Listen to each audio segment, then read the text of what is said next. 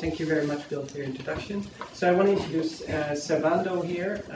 He's been, it's been a great pleasure to actually that you came to work with me.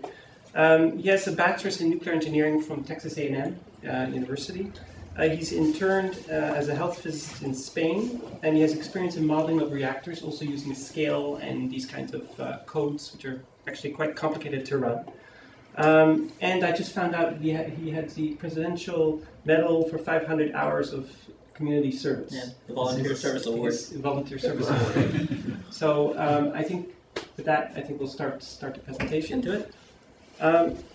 So it's going to be divided into several pieces, these presentations. The first is going to be having sort of an out-of-world PowerPoint presentation, and then we'll go in-world. So we'll actually go into the virtual world that we developed. So I also want to sort of, highlight the work that Olivia Lau from Middlebury has done. She's helped a lot with this project, especially with designing the facility and coming up with the verification procedure. We spent a lot of days, actually, a lot of mornings where we just kind of went over the procedure and really tried to think things through.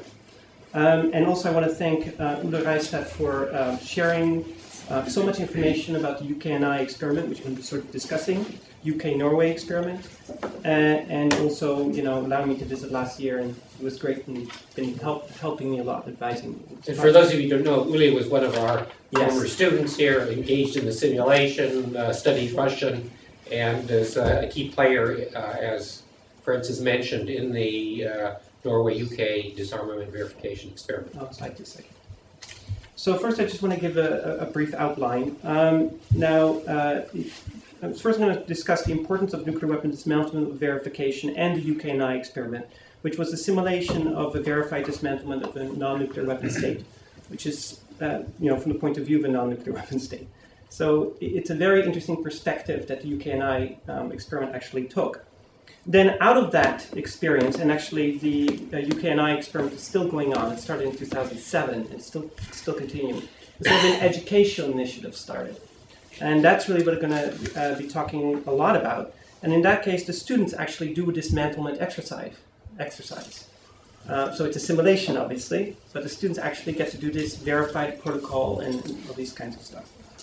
And then I'm going to talk about the considerations of doing a similar exercise virtually, in a virtual world, at MIIS. And the problem is, it just wasn't possible to do the exercise as they did it in Oslo, because we don't have the access to a mock-up bomb, for example, which was specially designed for them, and the facility itself, and so on. So that's why we thought we could do this virtually instead. Then I'm going to give a description of ABVR, which is avatar-based virtual reality. That's really what the students are going to be doing. And sort of, okay, I'll talk about that later. And I'm going to give a detail about the course and the virtual facility. So you're actually going to go into the virtual facility as avatars, and there will be 2 avatars, and actually going to inspect the facility. And then I'm going to have some sort of concluding remarks. Okay, so first of all, in 2011, we held a workshop from the INMM. It was actually between the INMM, the California chapter, and the Lawrence Livermore National Laboratory, where we invited 70 multidisciplinary experts from government labs and NGOs, scientists from all around the world, to think about verification challenges to getting to the road to zero. We actually did a very interesting experiment. We did something called backcasting.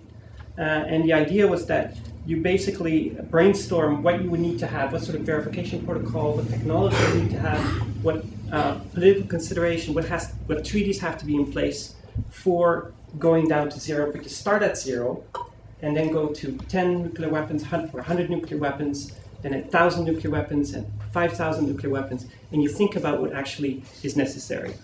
And one of and so we wrote a paper summarizing the results of this very interesting workshop, basically the brainstorming session, because that's really what it was.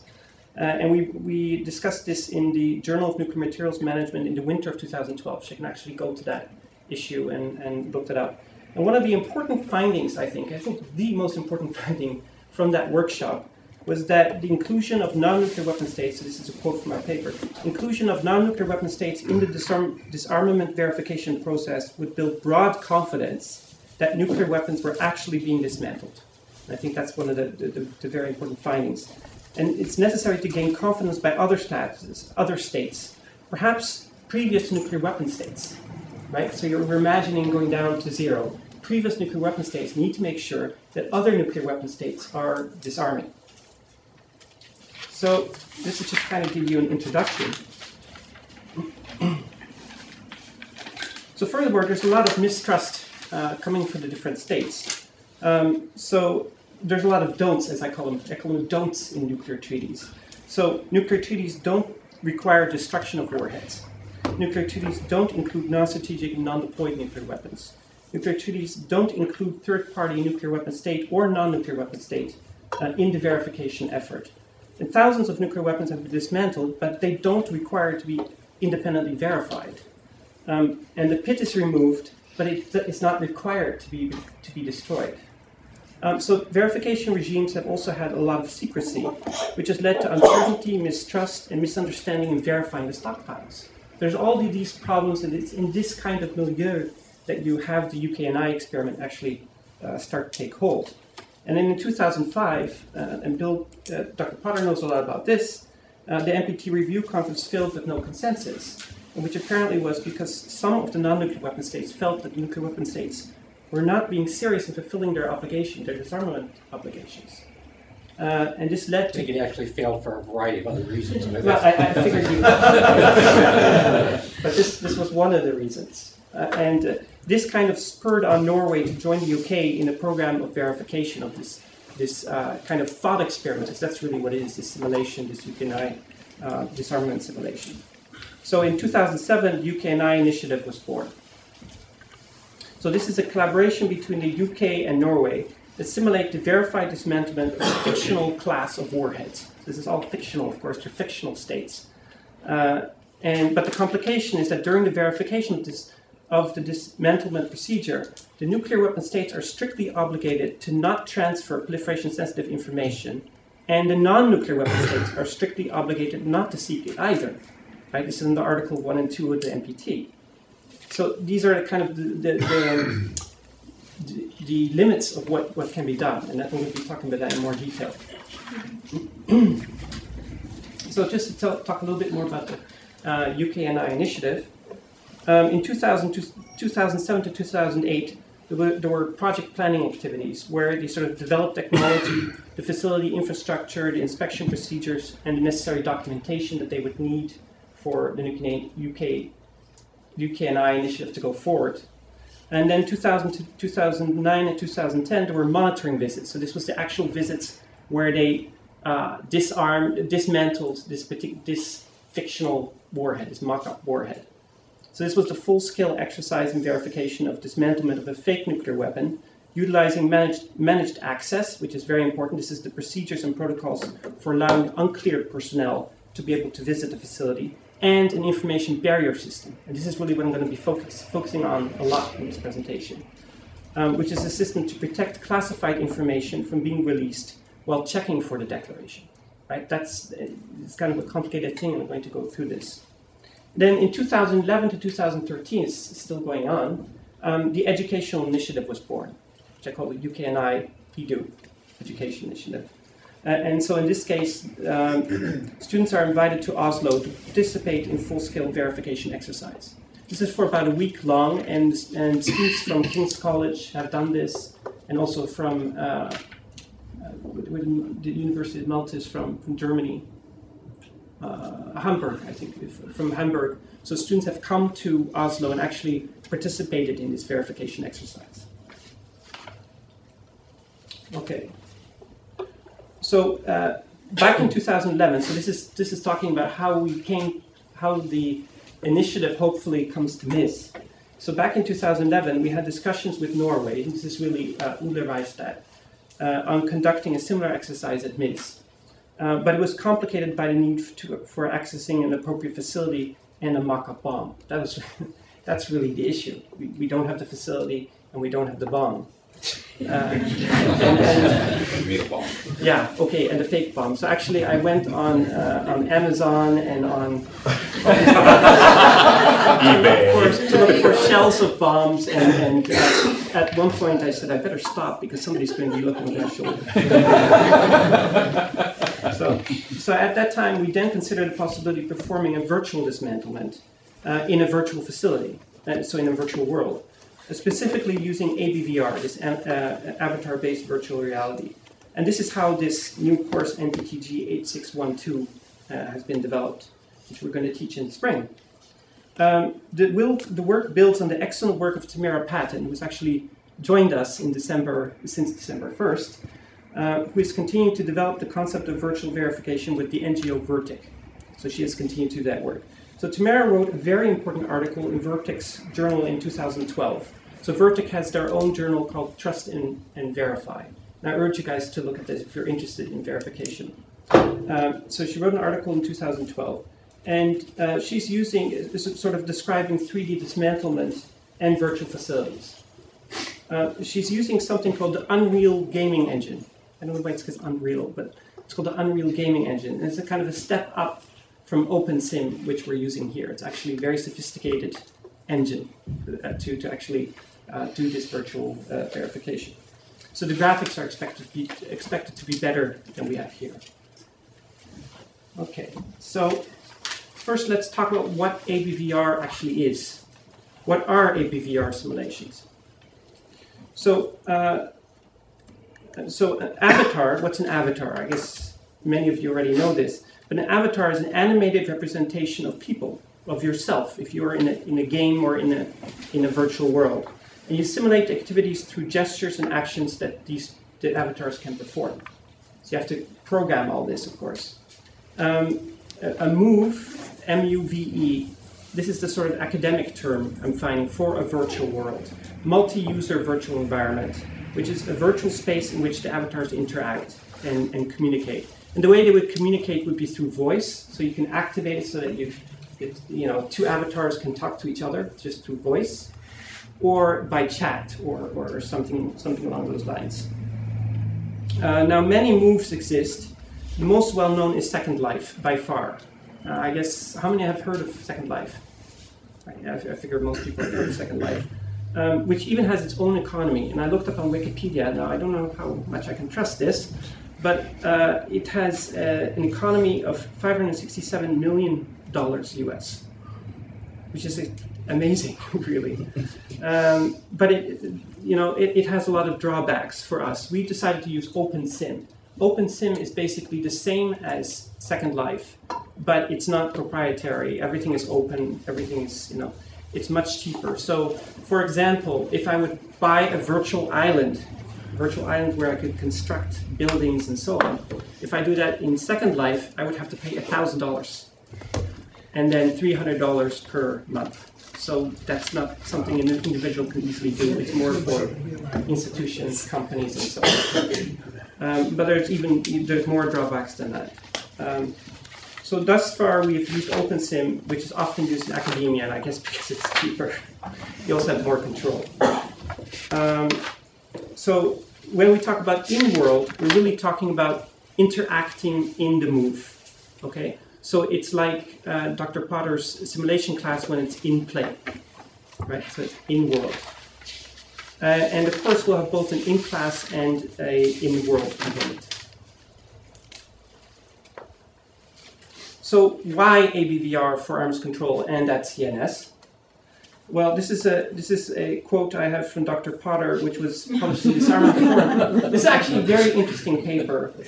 If you want to sort of get into the head of Dr. Potter and what he's thinking, read this in 2001, because it's actually, I think, it's very close to your philosophy about teaching and education and so on. And I think this quote says a lot here, which is my experience in nearly 3 decades of university teaching is by far the most effective means to encourage participatory learning or experiential learning is through the use of simulation exercises in which students adopt the roles of different national representatives and policymakers. So that kind of gets you the sense why I think the simulations could be important, doing it in a virtual world. So here I list some of the important elements of CNS arms control teaching and research. And I think where CNS is really pioneering this, which is using SketchUp and Google Earth, geospatial analysis like Melissa and Tamara are doing, short courses online and this kind of stuff, and then simulations and role play as Dr. Potter's class has, and then the new media that Brian and Margarita are, I think, pioneering in arms control. And then I think for the future, it will also be gaming. Gaming. You know, how many people here play games? Video games? Yeah. Right, so a lot of the younger ones. Sorry. And young at heart. And here there's a lot of potential for teaching. You know, a lot of institutions, they're actually using gaming for teaching. There's something called serious games, where it's not just for fun, you're actually learning something in the process. So I think there's a lot of potential here for at CNS for that too. So, but ABVR has the potential to combine all of these elements, and I think that's really where its strength is.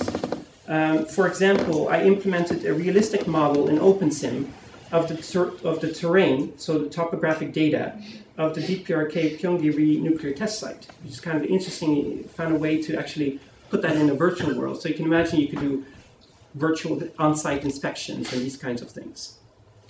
So I think there's a lot of potential here. It just seems to me that ABVR is kind of the next logical step in CNS's use of technology. So when should ABVR actually be used? Well, I would say for high consequence events. So if it's either very difficult to simulate or there's a very high consequence to it. So for example, I have here like a simulation of emergency response to an RDD release in a city. Right? This is not something that's simple to actually simulate in a city because you have to close down blocks and all this stuff. It's rather complicated.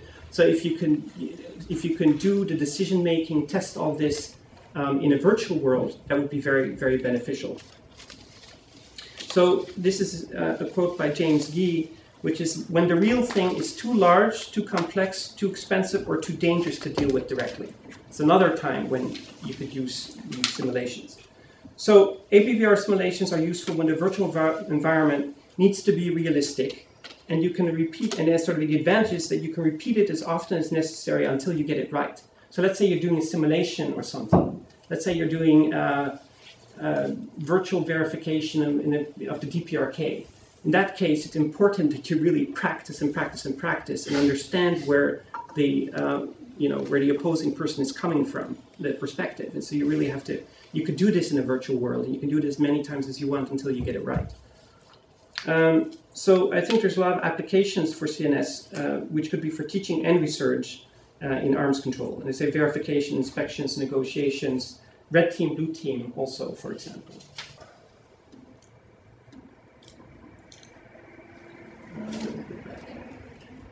Three different scenarios to try and train medical staff to cope in a major incident in areas that they can't really access in real life. So could you take me through a typical incident or scenario that you might use? Sure. So the scenario we've looked into now involves hazardous area response team paramedics triaging and treating patients at the site of a bomb blast. We're both wearing hazmat suits.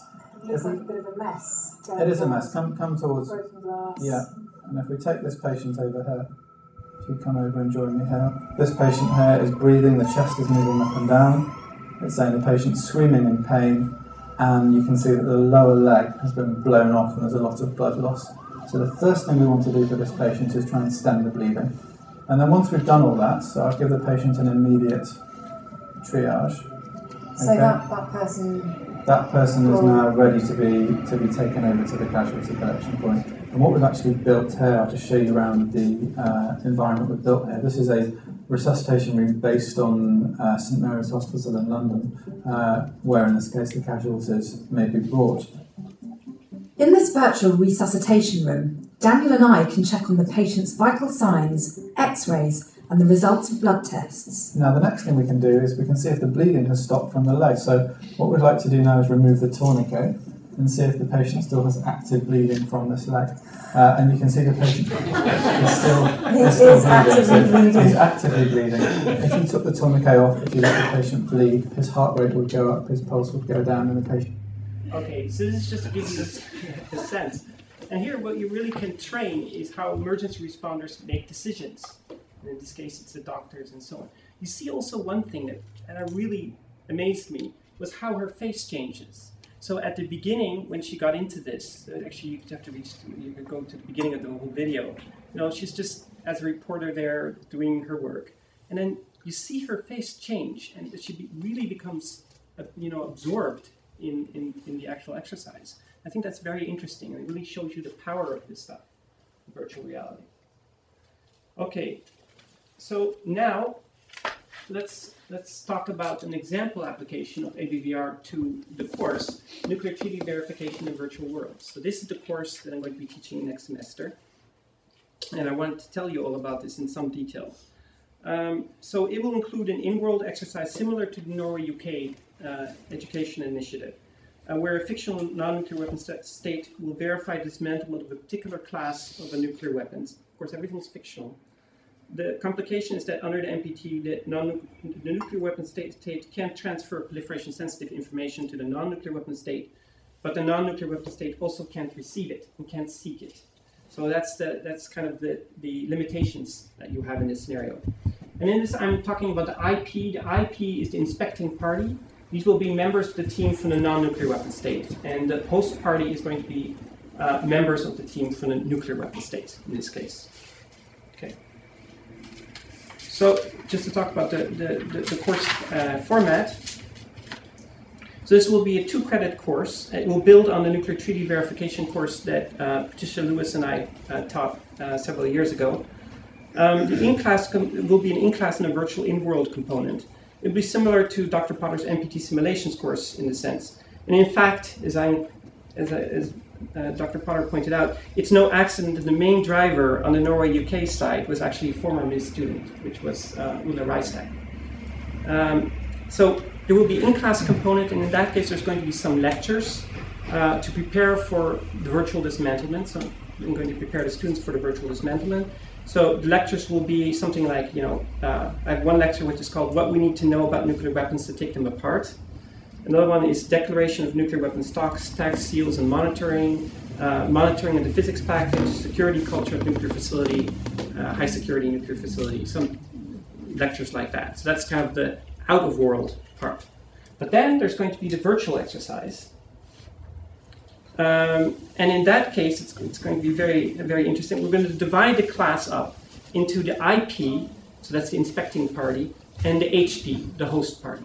Okay, so the class will be divided into two segments, 2 teams, and you're going to have you're going to be assigned avatar identities. So some people are going to be inspecting parties, some people are going to be host parties. You're going to have a specific identity, and also virtual email addresses. And you're going to communicate by letters between the teams. That's the way it was done in the UK-Norway initiative as well. And by chat and email among the team members themselves. So you won't actually know who is on the team. When you're in play, you have an identity. And you're going to develop the relationships in play, not out of world, if you see what I'm saying. So in world, you will have virtual buildings with conference room facilities and these kinds of things where teams can work, and there can be private rooms. And as I said, you can communicate in world through text chat and by email. Okay, so that's the main part here.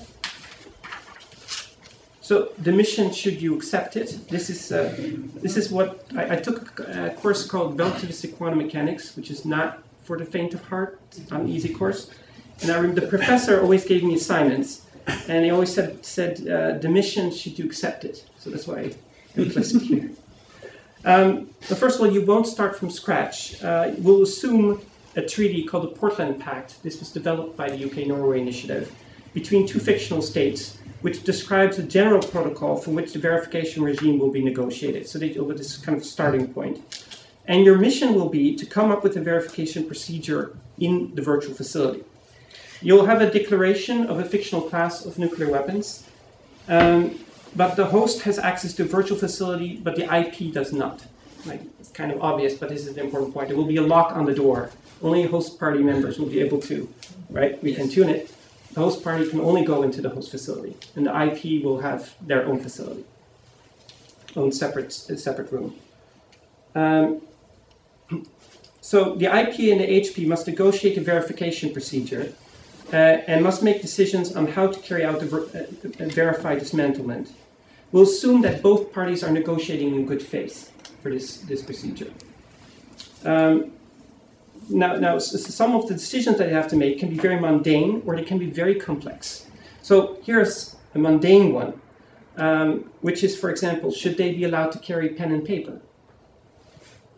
Seems like a very simple thing, but actually when you think about the verification procedure, that gets complicated very, very fast, because you can fake all kinds of stuff. So, or it can be very complex, like, for example, which calibration source should be used? How can you trust the calibration sources themselves? These kinds of questions will come up.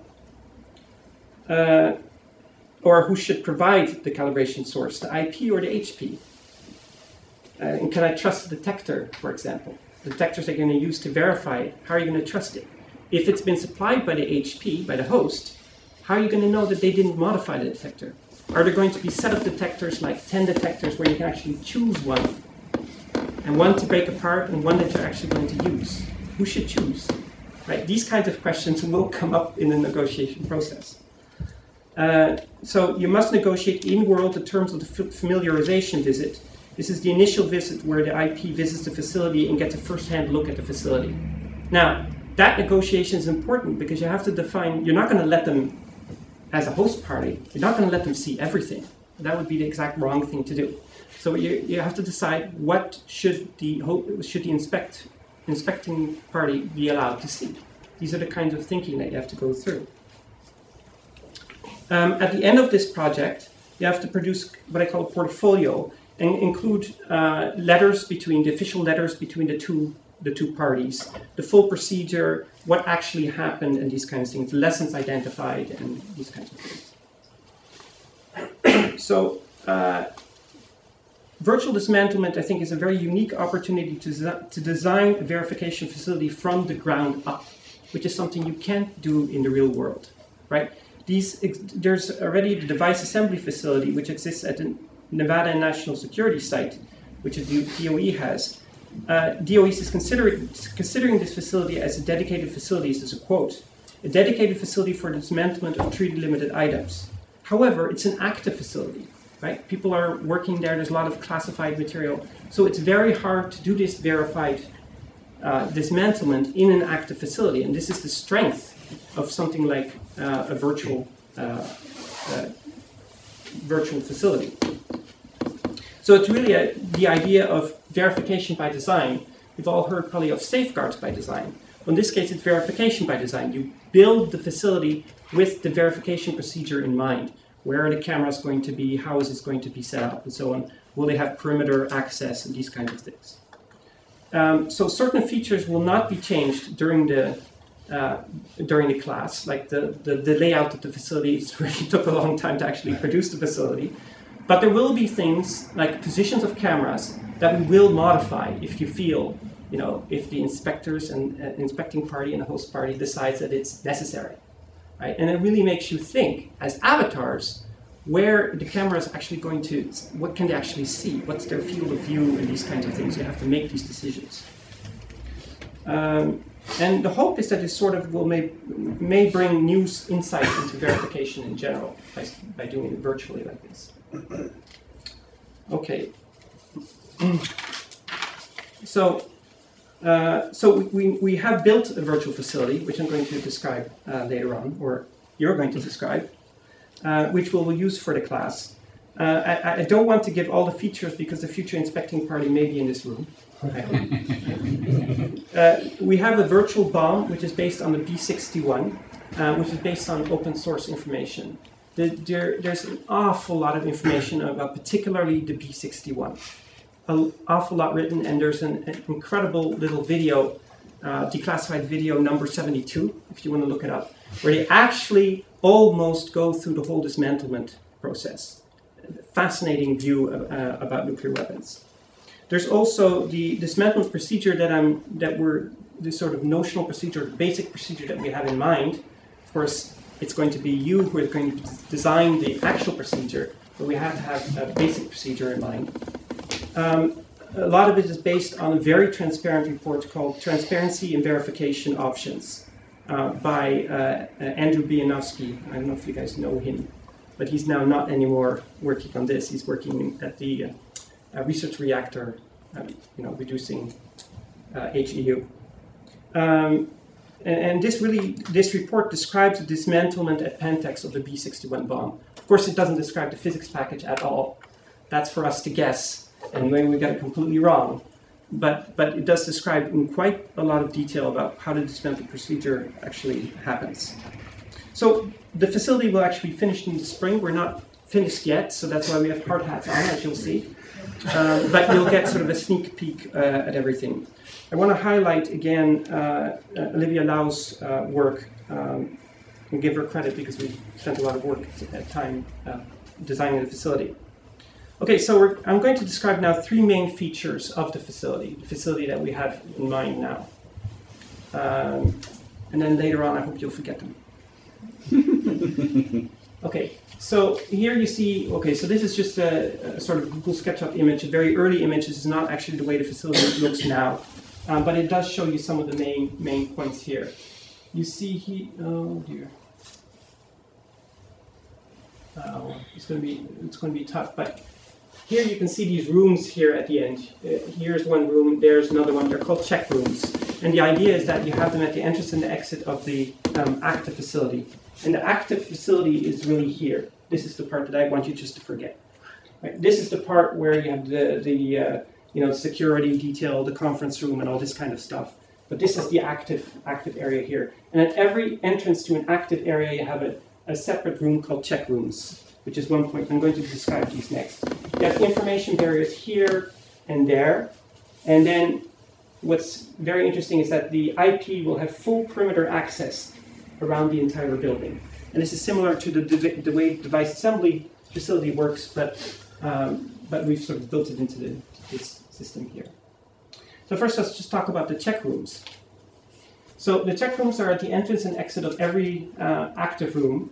So, hard to show, but this is here I'm showing the check room at different times, right? So the warhead is moved in, so it's in an open state. Then the warhead is in there. Both are closed. Then the one door opens, right? It's kind of like an airlock essentially. The one door opens. This door will remain closed. So the state is only once. It goes up and down only once, right? You're forcing in this process the warhead to actually go in this direction, right? Then you pull the warhead out, and then this closes. And this is all. Now you can't open the doors at all. They're all perfectly closed. And then until the dismantlement has been completed, and then the system is reset, and then everything can open again. Then, for example, the IP can sweep the facility. But this way, you don't really have to worry so much about the chain of custody of the materials as it moves through, because you're really verifying at each step that it's moving through the facility where you expect it to be. So that's one point. Then the other point is the perimeter access. The way, as I was saying, the way it's designed is that you have the active rooms here with the check rooms on each end. And the inspecting party obviously can't go into the active rooms, right? Can't go actually inside the rooms, but they can go around it. They have incredible access to the facility. They can go around, for example, with Geiger counters or detectors and see if they have separately put some plutonium or some other materials there, hidden anything in the walls. So they can really have access over the whole area except inside the facility. So now let me talk about the last feature. I'm sorry it's cut off there, which is the information barriers. And this, I think, is the main important point here. Right? This is also why UK-NI initiative is really focused on the idea of information barrier. Now, if you were presented something that looked like this, right? It's labeled a W88 warhead. How can you be sure that it's actually a W88 warhead? Right? You can't be. Just because it says the label W88 doesn't mean it's a W88. You need to check that. So the inspector needs to know that what is in the box is actually what's been declared. Now, luckily, you know how luckily this is, these warheads give off gamma rays and they give off particles. And the particles are, you can think of them as kind of like envelopes, right? Envelopes that are closed, these particles are coming out, alphas are stopped here, neutrons come out, betas and gammas come out. They're like envelopes, and the detectors basically open up the envelope and check what the energy is of those particles. Once they know the energy, they know the source. They know what kind of fissile material there's going to be. So this is how you can sort of track back and determine whether the warhead corresponds to what you expect it to correspond for a W88 or B61 or something like this. But the problem is that you don't want to give that information to the inspecting party, right? Because that's fissile material information, detailed information about the bomb. That should be a secret. That would be, transferring proliferation-sensitive information. So what you have is you have something called information barrier. Okay, and that's what I'm showing here. And the idea in this case is that you have the detector and the warhead inside one big box, one big room, with a visual barrier and a data barrier. No information will go out of that, except a green light and a red light. Right? Green light or red light. Red light if it doesn't comply with the declaration, and a green light if it does. So all the complicated stuff is done inside the box. The only thing the inspecting party gets is like a red light or a green light. You can think of an information barrier something like this, right? You remember the issue with the concerns about the privacy concerns, that the TSA officials would get too much information, they would see too much. Well, the idea here was that somebody suggested this, why not just distort it, right? Distort the image. So you can't see so much, but you can see if a gun is hiding or something else is hiding. And this is kind of the way an information barrier works. There's some information that you don't want to reveal, some information is okay to reveal. That's kind of the way you try to do the declaration, the verification process. Now what we decided to do is something a little different, so this is really the third feature that I wanted to describe. We've decided to have two information barriers. So students can think about, do we need to have an information barrier at the beginning of the process or at the end? Now, the reason why it might be useful to have an information barrier at the end of the process, so this is the beginning of the process, we're at IB1 and IB2, is because this is the last step before it goes to the dismantlement, destruction process, destruction of the pit, right? So you can be sure, if you know that that warhead corresponds to what you expect it to do, that that warhead is going to be dismantled. The other positive point about having an information barrier right at the end of the process is because if you are simulating, because that's really what you're doing, you're comparing the pit, the plutonium pit, you're comparing the calculations to what you expect it to be, if it's going to correspond to a certain warhead. The simulation that you do, this analysis that you do, is going to be much simpler when all you're doing is just simulating the pit itself, not the full warhead, right? Just imagine it this way. If you have the full warhead, right, the plutonium pit is giving off particles, they're flying out all the time, right? They're going to be stopped by the warhead itself. So that means that you need to have detailed information about the full warhead, not just the pit. The advantage of having an information barrier right at the end here is that you just need to have information about the fissile material itself, which is ultimately really what you're interested in the first place. So, but the students will decide whether we need to have the two information barriers or just one, or, which one. So, how does one actually dismantle an atomic bomb? Right, this is what we're interested in. So Savanda will now give us a tour of the virtual facility and sort of briefly go through the verification procedure that I already described. As I say here, mind your step, the facility is still active area that's under construction. You'll see it's not perfect by any means. Okay.